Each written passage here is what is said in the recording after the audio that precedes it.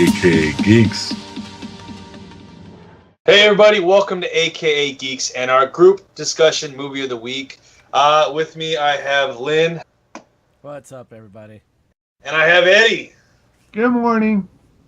Let's see if Eddie can last through the whole movie of the week. This is a real surprising that we have Eddie here with us. We got him to bend his will, and he participated in this one, which makes me very happy. I can't wait to broke the bat's back. Yeah. As you can tell, this week's movie of the week was something that was a bit of an odd choice that we've been contemplating for weeks now, if almost months now.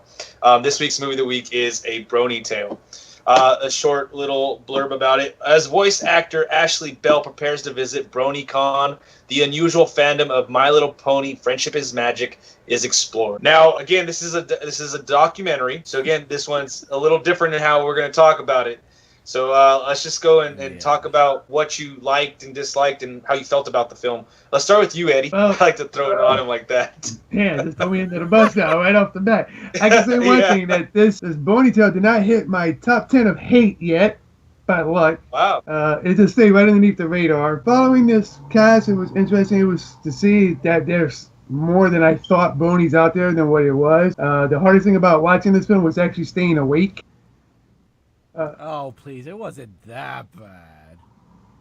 It wasn't that boring. It was boring, but it wasn't bad. No, I'm just joking. All right.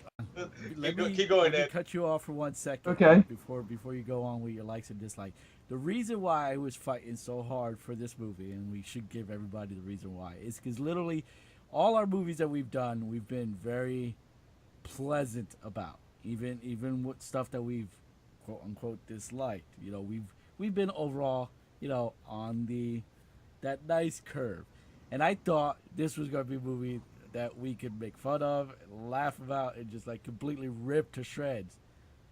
I was mistaken, but go ahead, continue. Yeah, I was in agreement too. That's why I wanted to avoid watching this. I didn't want to throw nothing that I know we're hate at once. But after watching this, I'm like, all right, I can respect some of the things that's happened. Some of these, I really seen the veteran one that he attached. He has PTSD, and so he found a comfort in it. And it's like, all right, it's more of a comforting tale for some of these guys.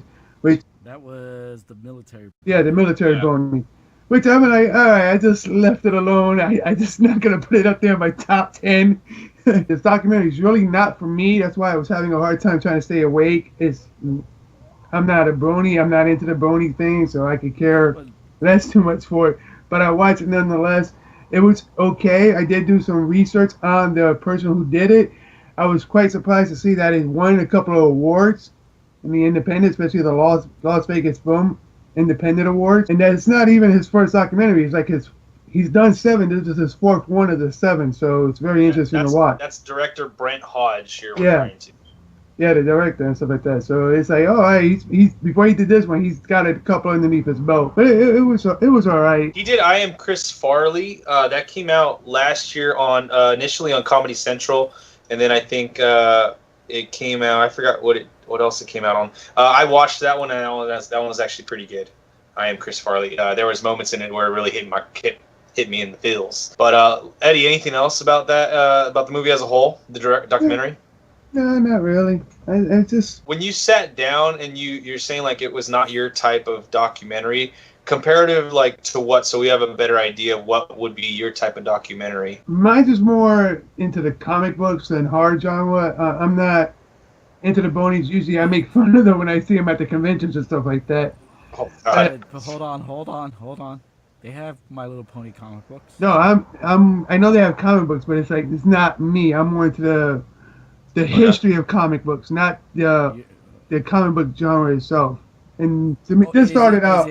Is it not you, because basically My Little Pony was predominantly a pink and blue girly type show? Is that your problem? It doesn't matter what it is. I'm not being sexist. No, I'm trying to be open, because we do, us being guys, and geeks by nature, are you coming at it from the typical, way of thinking, old school way of thinking of us that, dude, we shouldn't like this. It's for girls. No, I could care less about that. If you like something, you like something. But it's not for me. It's not my type of genre or. Because Yeah. and the reason why I bring this thing is I'm going to draw a comparison to Ghost Heads. I saw no difference between these people, the Bronies, and Bronies are not just male. Just to get everybody straight, and you realize that when you watch this, Bronies are both male and female. They Both said men a and they said women. a nickname for the girls. I forgot what it was Right. though. They said the I forgot what it something was. It was a sisters. lot more syllables. Yeah, It was many it more was like syllables. equestrian sisters or something like that. Yeah, it But was. they all love together their Brony Yeah. at the end, and but Lynn, and I do go a into lot. what you started to like and disliked or Okay, enjoyed about the film. I like that they had a completely different array of people when they brought up the subject. They didn't stick to one typical typecast of an individual, like the military Brony, the psychologist, who the only reason he's into the whole study of why Bronies are is because his son's a Brony. Hmm. And then you go into the college Bronies, the DJ, the big husky Jax Blade, the weightlifter. So you got these different aspects of people who are not traditionally. If you were to see them out in the street, you don't peg them for one to be of geeky nature of any course. Especially the first guy, who the big tough guy The biker who one. has the biker. They did that on Dude, purpose man, to make a splash. So I, yeah. I'm not talking about the guy who is the tattoo, who says, "I want No, that no, guy no. to I'm be my not. tattoo." That was just a tease for later. I'm talking about Well, the yeah, guy, yeah, the biker guy with the right. play But the football and thing everything. is, right off the bat, I could relate to him. If I saw him on a street and we got to talking, I'd hang out with him. I would not give a rat's ass if he's a Brony or not. You know what I mean? They had it was an eclectic group of people that they chose for the documentary. It wasn't just one typecast along the way. Because usually when you do geeky documentary, like Trekkies or Ghost Heads, there's a similarity to each individual that they show on the documentary. There was a large similarity in this film. If I don't know if you caught it. Yes, there was. But there are also a lot of differences between a lot of the other people. You know what I mean? The guy who does the Equestrian Daily, the news forum Yeah. site, Okay. that is that What's guy is the typical what's up closet with? introverted teeth guy with That's exactly what I was gonna say. What the heck is up with all the people and the teeth and the moles and the whatnots? What's up with that crap, man? Use a toothbrush. but God. Again. he is the typical closet individual that I thought was gonna be filled with this documentary, and I thought I was gonna run rampant with. That's why when he came up, I started laughing. I could not take him seriously. You probably thought Sean's looking at his teeth right now. I was looking at his teeth. I I was couldn't. I sad. was I'm Dude, like, what the listen. fuck? And then when they had that quiet moment that he didn't know what to say, and it was just like a 2-3 second pause, and he's like, I'm like, please switch to something else, because I'm just like focused in on that grill. But I gotta admit, what I love the best are the moments where Ashley Bell, the voice actress, who does Applejack's and Right. Rainbow Dash and Spike and a few others, knowing her history in voice acting and seeing her almost skittishness about coming to the BronyCon in New York, but still being open to it because she wants to see who these people are, was kind of interesting. That could have been a movie by itself if they just followed her around. I was very interested in her as a person, as a musician, as a voice actress. So it felt like I was watching two different films in this documentary, which was pretty cool. So, I think, man, I have a couple things about this. Okay, one, yes, it's very much reminding me of Ghost Heads. Very much so. Mainly the thing is that we should stop being so, judgmental and hateful, filled with hate regarding this stuff that we don't understand. Just because we don't understand it doesn't mean it's bad. He's meaning we in the general. I don't mean us not three. Us specifically. Yeah, we as a society. As a society. I missed that. But I meant as a society, we need to stop being scared of these things that we don't understand or hating on these things that might seem weird to us just because they're not in our purview of what we like. So that's one thing. Yeah. I definitely saw the connections to ghost heads in this. The other thing that I saw that was with the people, the big similarity that I saw versus ghost heads, the people are way different than ghost heads. I don't know how to say this without sounding like an asshole, but the people in ghost heads seem more socially adept. And in this one, they seem more socially secluded. That's what I got. I'll say this. There was a few people in this one that they showed, that they highlighted, that weren't. But for the most part, there was a lot of them that were like, when they get together, they're all right. But you can tell. That's socially. That only together. No. I mean, no. Listen. When they got, you're referring to when they're on a one-on-one basis. When they're in this little brony group, they seem like they're okay, but you can see all the oddities in them, right in their face, the tone of voice and things like that. It was totally different than ghost heads. Right. Comparative, like the personality, the shifts in personalities. I can see that. The teeth thing. But I'll say this. That dude, whatever he's doing, or she, or I don't know, because that person, from what this documentary told us, is that they've become very successful as one of the highest hit up pages for this, and so that's really cool. Yeah. Like, so he's actually has a good perspective on what's going on. That person does, and so it's, I don't know. I even though there was something weird about that person to me, because I'm a different type of person. I was like, that dude is like a SME, a subject matter expert on this stuff. You know, he knows what he's talking about. He knows how to give people that branch to, you know, dive into what they love. The thing about Ashley Bell in this film, I really liked how they were showing what she's done. I liked that they showed that even her and her bandmates were all questionable about it, because on a majority sense, that's probably what a lot of people are. But they were also a little bit more welcoming than what we would probably imagine the majority being. Well, her band members weren't really questioning. They were outright, they were like... They were annoyed, but they were okay with it. Yeah, they were annoyed, but they liked the fact that even if that fan base was gravitating to their music, they still liked the fact that that fan base was opening up to their music enough to, you know. And that's at least that they were open enough to that, you know. There were some points that I felt like it was a little too much, that we really didn't need to see her acting all scared. Or that was what I was gonna get to next. Is my biggest issue with this whole documentary is that they focused a lot on her skittishness about this. And there was only one, even though there's one line at the end of this film that you can say makes it that she fuses all right, when she says that regardless of whatever people think about this, I'm part of who they are, making them happy, and so I'm happy about that.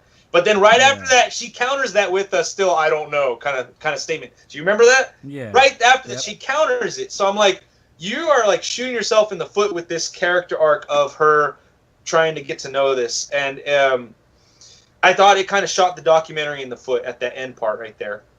Yeah. I wish overall this documentary, to me, it had a good quality of shot. And I think one of the reasons behind this is, I didn't know this, but Morgan Spurlock is an executive producer of this. And he does he does quality stuff. And I'm sure that's one of the other reasons why I kept pushing for this movie, is because Morgan Spurlock was a part of it. I had no clue he was, but that was the first name. Obviously, he's going to be the first name they throw up there. That was the first name you see, is Morgan Spurlock. I was like, oh shoot, Morgan Spurlock. I like what he does. I like the stuff he did on what was that show, 30 Days or whatever. But I will say he's not directing this. If he was directing this, I would say this is not his best work. Well, it's we already know. We've already mentioned who the director was. Yeah. So. Yeah. I wish they would have focused more, like Ghost Heads. What they did is they focused on a group, the groups of individuals. On this one, they focused a lot on Ashley Bell and a few individuals, and then a group Well, here. they actually had a lot of people between the meetup group that they mentioned, the high school, the university, and a couple different areas. They had a lot of groupings. What I didn't like, and I wish they would have done, like in Ghost Heads, is where in Ghost Heads with each individual that they mentioned from the different groups, you saw a lot of their background as far as family. And the only family you actually saw in this was the Brony family. The mother, Psychologists.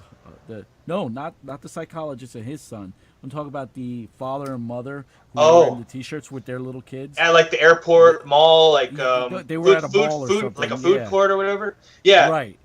If they would have had more along that lines where it showed, because yeah, granted, yeah, most of the movie had to be focused on the male perspective, which were grown men from the age of 14 to 57, which is the age range to be Brony. I mean, both my kids have watched My Little Pony.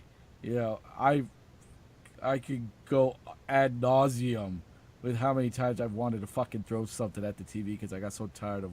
But at the same time, there are episodes that I'd be like, that was pretty sharp what they did there. I want to 'Cause throw I this. did get the. I want to throw this out I there. did get.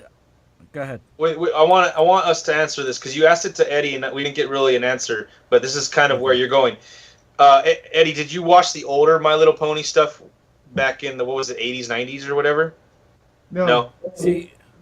I the did. thing is, I did I myself. I remember watching the old stuff with my sister. Okay. Because my sister was a My Little Pony. Even my wife, she calls it second generation ponies because I think that's what it was at that time that were on TV. I just want to throw that qualifier out there. That's all I wanted to do essentially. Yeah. Where you're going. I remember, but with these, in comparison to the older cartoons, these are a lot smarter. Uh-huh. When you sit and have to watch them ad nauseum, because you actually have kids who want to watch them, you tend to realize like a couple of, and this was brought up in the film, but I forgot which of the people said it, but there is an underlining adult tone to a lot of it, and a lot of the episodes, this is the only show that I've seen that they watch that the characters do grow per episode. They're learning a lesson, and it carries over into other episodes. They don't just like forget about it in 22 minutes and that's it. This is a show that actually develops its characters. Now, for a cartoon show, that's very smart on them. Mm-hmm. And I can see why individuals would get wrapped up in this and what have you. And of course, everything has a fan base. We have stuff that we're just goo goo gaga over, and it sort of makes sense that people who, I forgot, I think it's a tough guy or the military guy who mentions that men are brought up with having to. No, it's it was the guy, he was in like Target and he used a sociology major. Was it? Yeah, he was a Target he was guy. he was a major, or he has a degree yeah. in sociology or something. Well, he was talking about how men are supposed to be one way. They're not supposed to like things that are, soft. Blue versus pink. Boy, yeah, girl. the whole color scheme.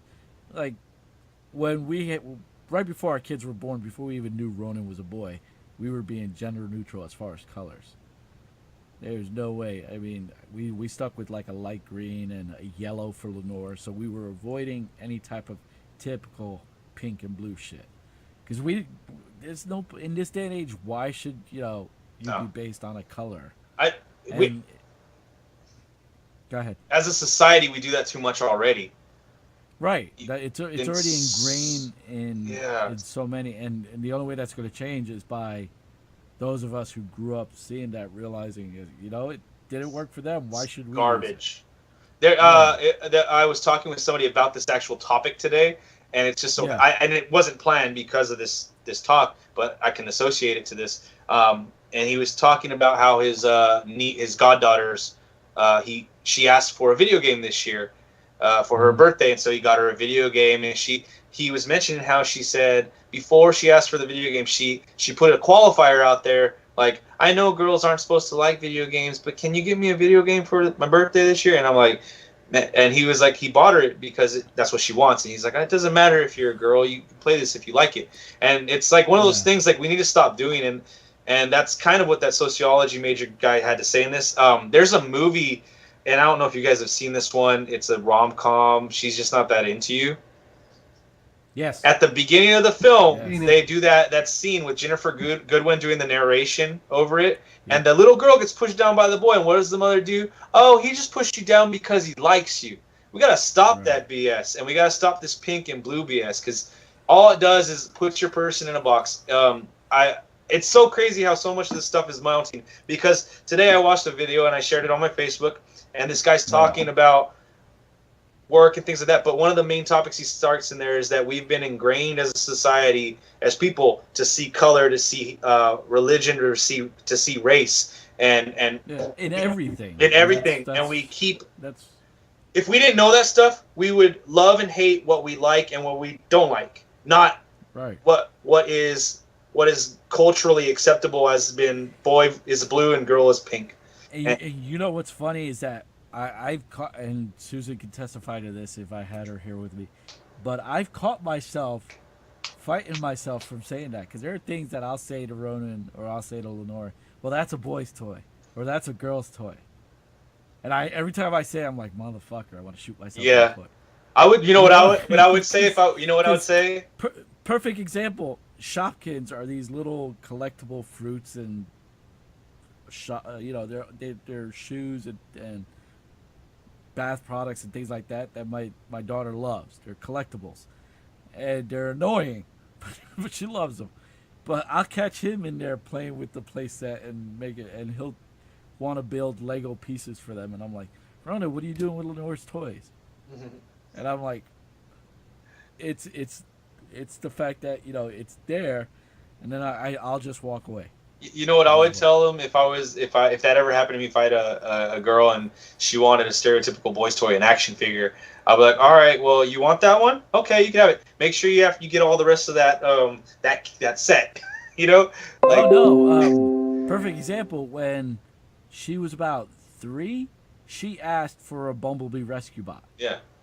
Okay, because Ronan had a big one and he had the normal rescue bot small. So that Christmas, Santa brought her a Bumblebee, the big one and the little one, just so she had her own. And we have no problem buying kids whatever. You know for yourself, because you sent me the N64 for her, and she's more playing games than he is on his stuff. But yet at the same time, you'll catch them doing things together, vice versa. So it all depends on way of thinking. I fight myself time and time again for doing the whole boy-girl thing. Yeah. All the time. When that relates back to this movie, is what we're trying to say is that we, as a whole, as a society, need to be open and understand that these people in this documentary, which it has its faults, it's pretty slow. They focus sometimes at the wrong points on the wrong people. They go back to people without really a point of going back to that person, or they take an audio like one sentence. So there's issues with it. There was one guy they put in there for one sentence, and I was like, that's it. And he was in there and towards the beginning. I think he was the wrestling guy, and then he was in there at the end again, the buff wrestling guy. I think he was a wrestler, right? And so they used him for like 2 sentences, and I was like, that's out of context to me. You gotta, if you're gonna start showing me people saying something, show a reason behind why they're saying it. There's issues with this. Yeah. But overall, what we saw, I think, is that these people are happy.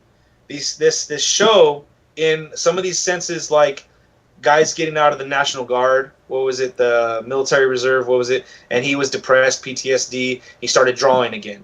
And then he gave the picture. Or we have the guys that has the ponies with the guns. Yeah, and then that was the real good part that I liked a lot as well. The guy that was using this cause to help bring awareness and raise money to help start. He said, an orphanage, a well, a school. 3 projects he said, and all they did was like $80,000 American, turned into 3 life-changing things for hundreds and if not thousands of people. So this stuff can be amazing.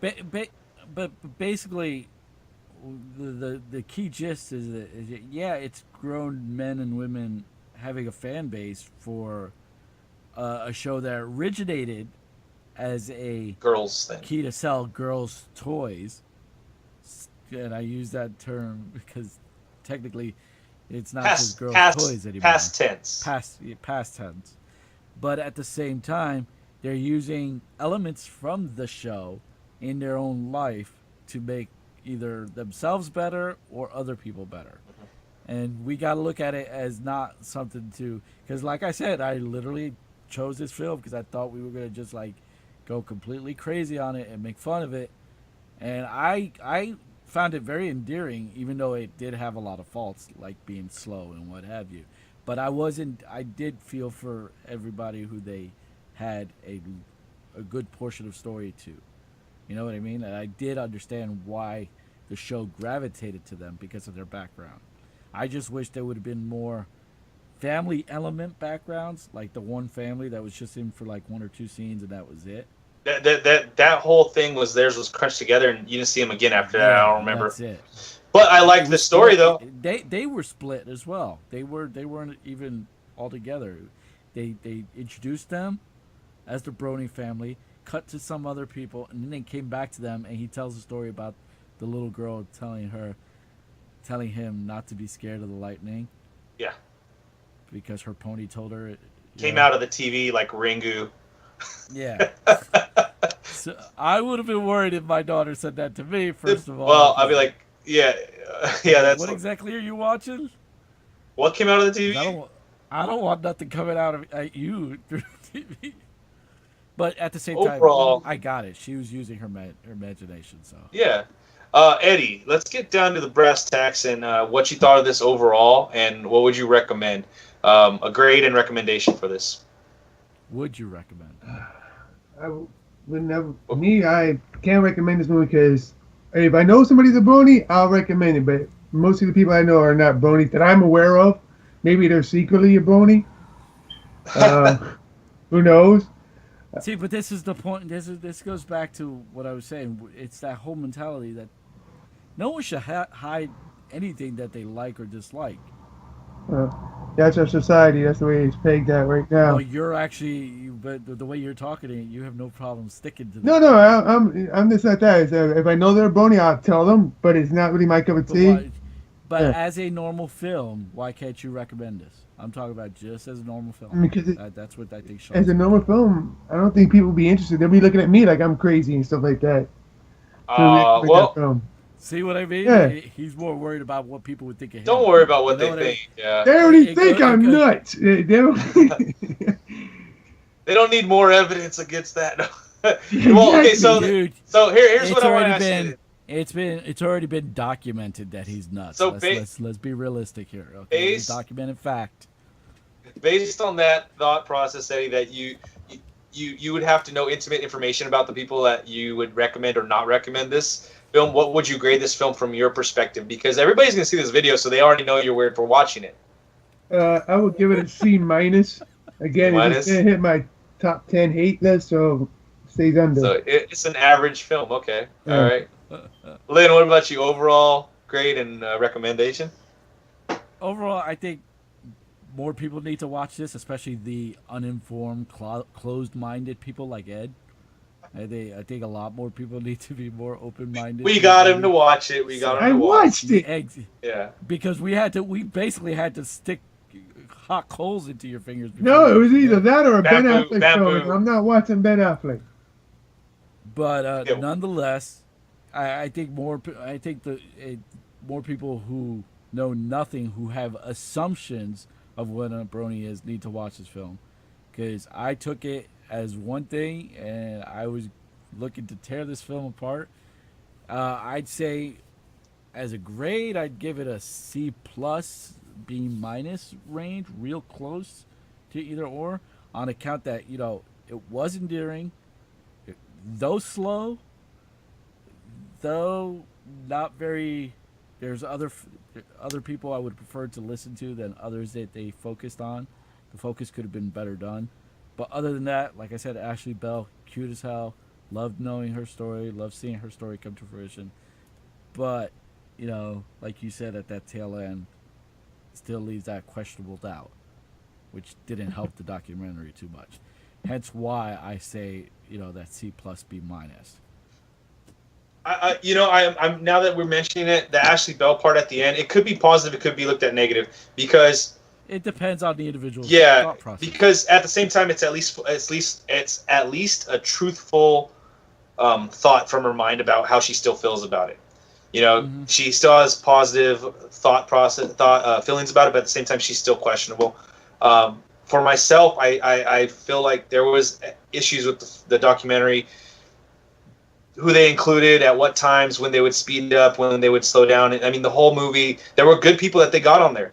And they were articulate, and they could describe what they're going through. But I also feel like it was shoehorned in there to make a point that this film is, these bronies are other people. Like, they had to let you know that the kid that used to be fat when he was in high school, when he started working out can be a thing for anybody, and which is what I like he was trying to sell. But he still felt shoehorned, because one of the first things he says is like, I'm a huge Dragon Ball Z fan. And I'm like, before he even talked about being a Brony fan. So, like, there was things like that I felt like were totally shoehorned in here.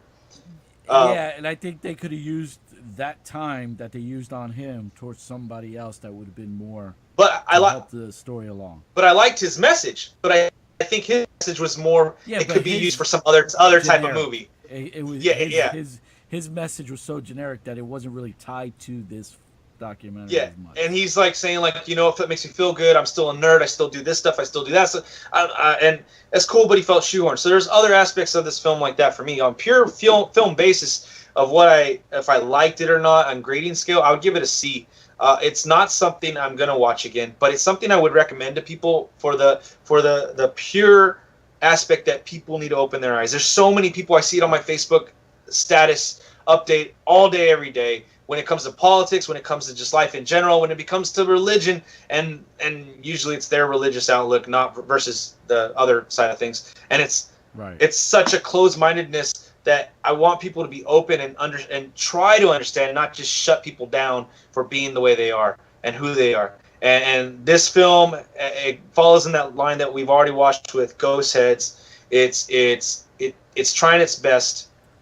It's trying its best to open up that door. Yeah, to open people's minds to things that are different, and that's why I would recommend this movie.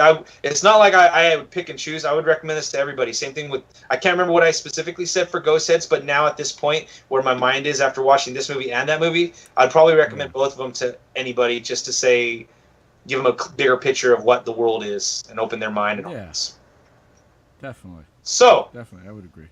With that all being said, Eddie, send us off, buddy. Tell them goodbye.